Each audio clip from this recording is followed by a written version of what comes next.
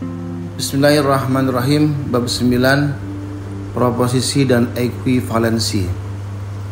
Dalam mantik, proposisi atau pernyataan yang memiliki kemungkinan benar atau salah disebut dengan istilah qadiyah.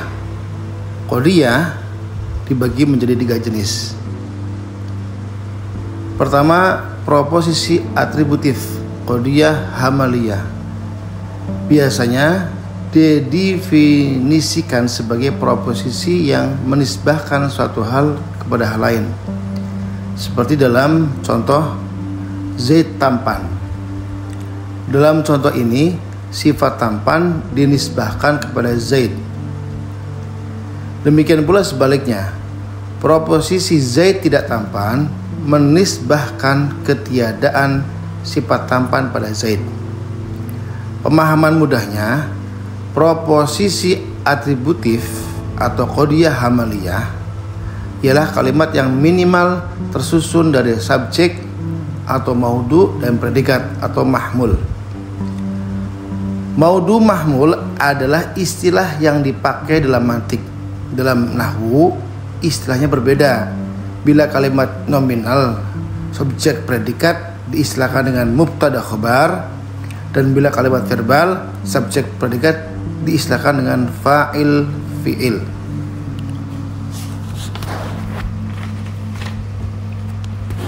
Kedua, proposisi kondisional konjungtif atau qadiyah syartiyah muttasilah,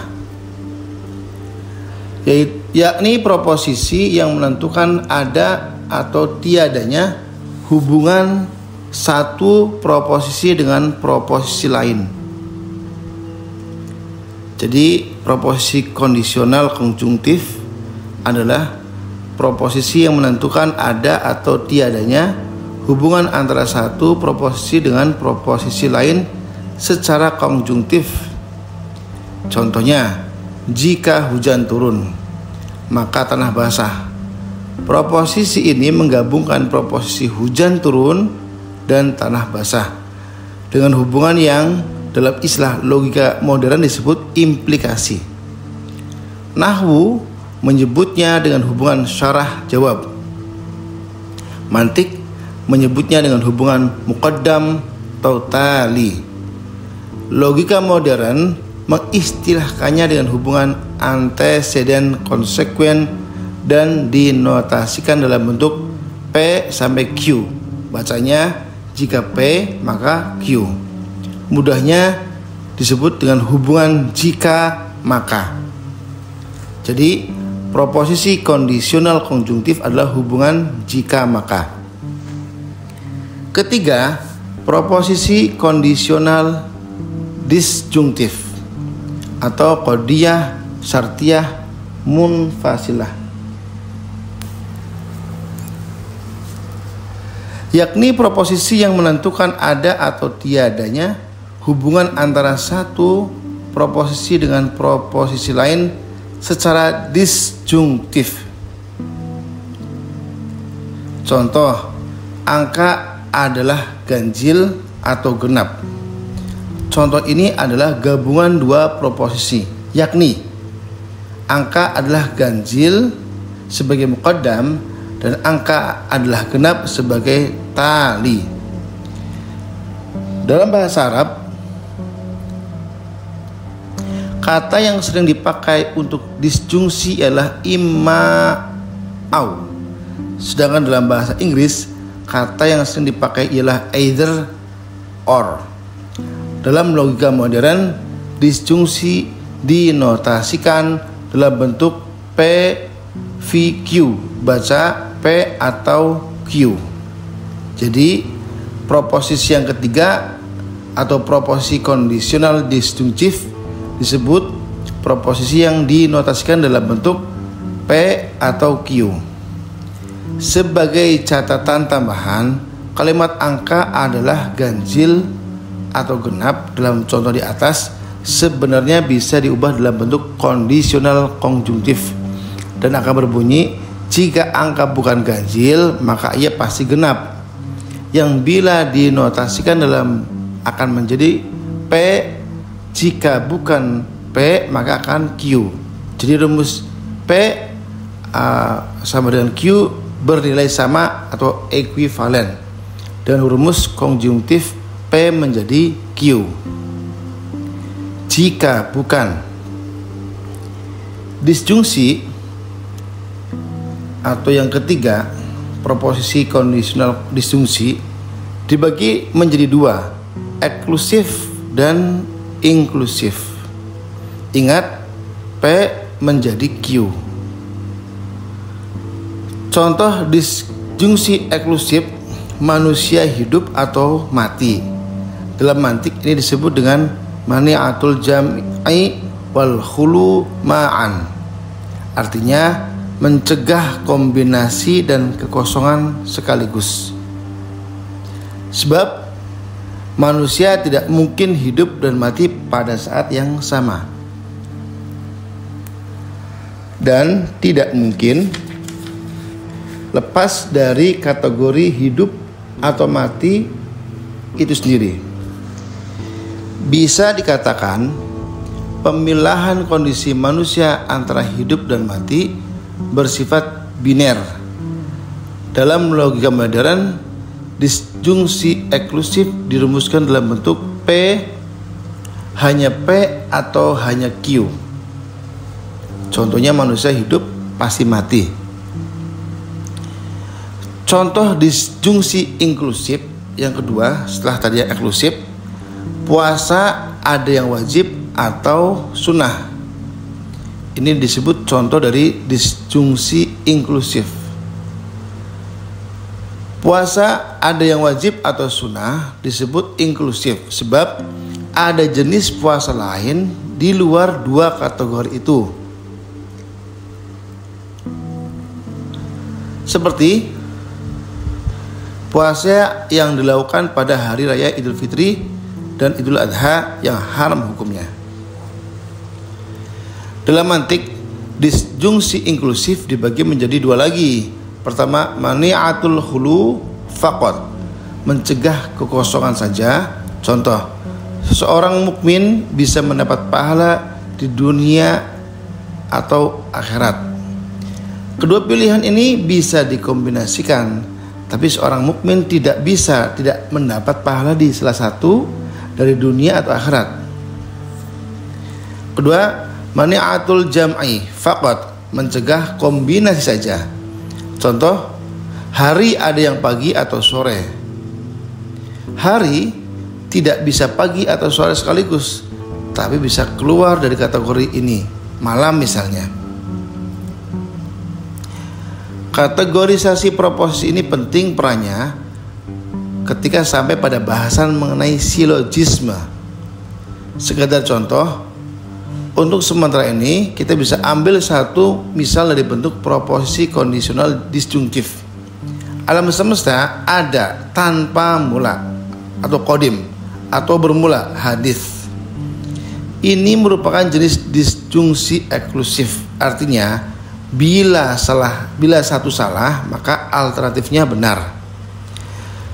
Dalam argumentasi yang melibatkan proposisi yang demikian, kita cukup merumuskan argumen yang bisa meruntuhkan satu pilihan untuk bisa menyatakan mana yang benar.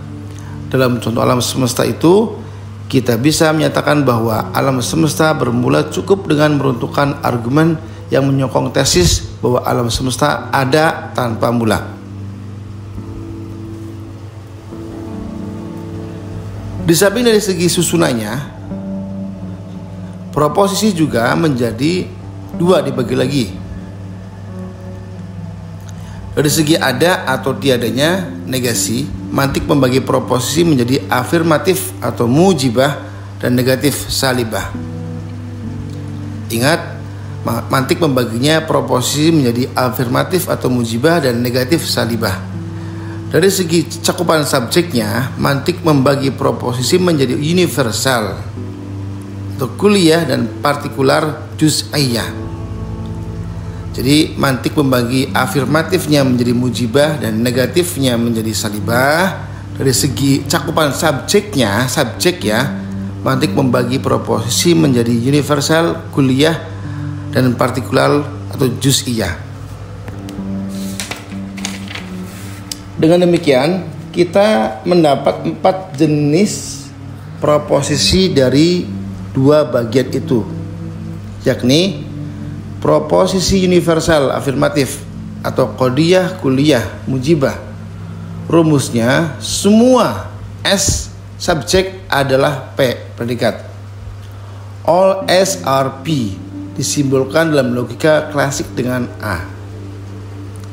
Yang kedua, proposisi partikular afirmatif qadiyah juz'iyah mujibah. Rumus, sebagian S adalah P, some S are P disimbolkan dalam logika klasik dengan I. Yang ketiga, proposisi partikular negatif qadiyah juz'iyah salibah. Rumus, sebagian S tidak P, some P are not P disimbolkan dalam logika klasik dengan O. Yang terakhir atau 4, proposisi universal negatif qadiyah kulliyah salibah. Rumus, tidak ada S yang adalah P, no S are P disimbolkan dalam logika klasik dengan E.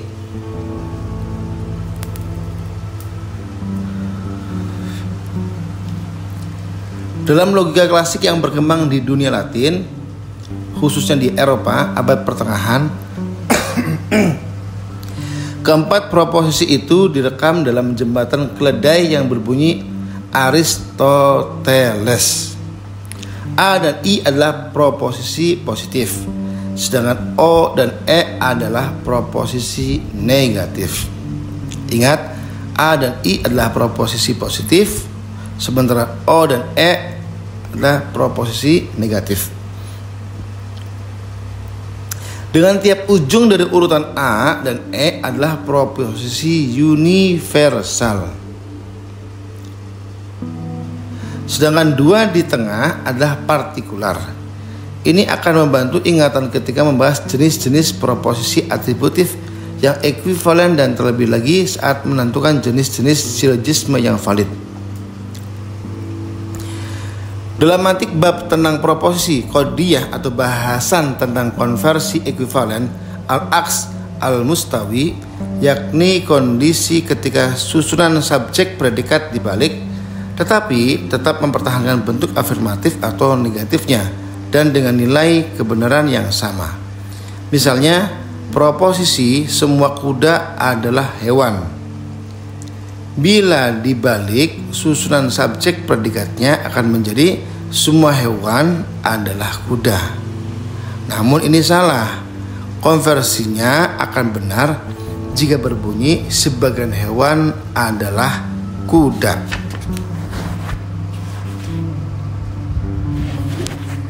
Dengan demikian, konversi ekuivalen dari proposisi universal afirmatif A adalah partikular afirmatif I. Proposisi semua manusia bukan batu, bila dibalik susunan subjek predikatnya menjadi semua batu bukan manusia. Ini sudah benar. Jadi konversi ekuivalen dari proposisi universal negatif E adalah proposisi universal negatif E. Proposisi sebagian manusia bukan orang Indonesia bila dibalik susunan subjek predikatnya menjadi sebagian orang Indonesia bukan manusia. Ini salah. Bila yang partikular diubah menjadi universal sehingga menjadi semua orang Indonesia bukan manusia, juga masih salah. Dengan demikian, proposisi partikular negatif O tidak memiliki konversi ekuivalen. Dalam mantik ada juga bahasan tentang kontraposisi aks an-naqid, yakni membalik subjek predikatnya ditambah dengan menegasikan masing-masing subjek dan predikat itu sendiri dan dengan tetap mempertahankan nilai kebenarannya. Jadi beda kontraposisi dari konversi ekuivalen Al-aks mustawi ialah dalam konversi ekuivalen, kondisi afirmatif atau negatif dan proposisi awal tetap dipertahankan dalam kontraposisi tidak. Proposisi semua kuda adalah hewan, misalnya bila dibalik subjek predikatnya dan kemudian masing-masing dinegasikan, akan menjadi semua yang bukan hewan bukanlah kuda. Nilai kebenaran dalam perubahan ini sama dan karenanya bisa disebut kontraposisi. Ingat ya, kontraposisi. Di luar proposisi universal afirmatif A tidak ada yang memiliki kontraposisi. Semoga Anda bisa mengutak-atiknya untuk bisa mengecek keberadaan proposisi itu sendiri. Kontraposisi tidak hanya berlaku pada proposisi atributif, melainkan juga proposisi kondisional. Namun aturannya berbeda dalam satu hal. Bila dalam proposisi atributif yang dibalik adalah subjek predikatnya, dalam proposisi kondisional yang dibalik adalah anteseden dan konsekuennya, atau disebut muqaddam dan talinya. Di luar ini aturan lain sama, masing-masing dinegasikan dengan tetap mempertahankan nilai kebenaran. Kontraposisi dari proposisi jika hujan turun tanah basah adalah jika tanah tidak basah hujan tidak turun. Itu salah. Kedua proposisi ini bernilai sama-sama benar. Dengan logika modern, hujan turun bisa kita simbolkan dengan P dan tanah basah kita simbolkan dengan Q. Ingat, hujan turun kita simbolkan dengan P dan tanah basah kita simbolkan dengan Q. Dari sini kita bisa tahu bahwa rumus P, jika P maka Q, berkontraposisi dengan Q, jika bukan Q maka bukan P. Kita bisa menggabungkan rumus terakhir ini dengan rumus dalam bahasa disjungsi di atas, disjungsi P atau Q bernilai sama dengan P, jika bukan P maka Q. Ini bisa kita rumuskan ulang menjadi P menjadi Q. Dengan menambahkan kontraposisinya kita memperoleh persamaan P menjadi Q, P atau Q. Rumus itu bisa kita pakai untuk semua proposisi kondisional atau hubungan implikasi. Bisa kita bolak-balik, tapi jangan lupa untuk memperhatikan letak negasinya. Ambil contoh, jika tidak ada pencipta, alam semesta tidak bermula. Ini sama dengan disjungsi ada pencipta atau alam semesta tidak bermula. Juga sama dengan jika alam semesta bermula, ada pencipta. Dalam mantik, bab tentang proposisi masih menyisakan satu bahasan lagi, yaitu kontradiksi tanakud. Bahasan ini menguraikan apa saja syarat-syarat yang harus terpenuhi agar dua proposisi bisa kita nyatakan bertentangan dan akan dibahas dalam esai setelah ini.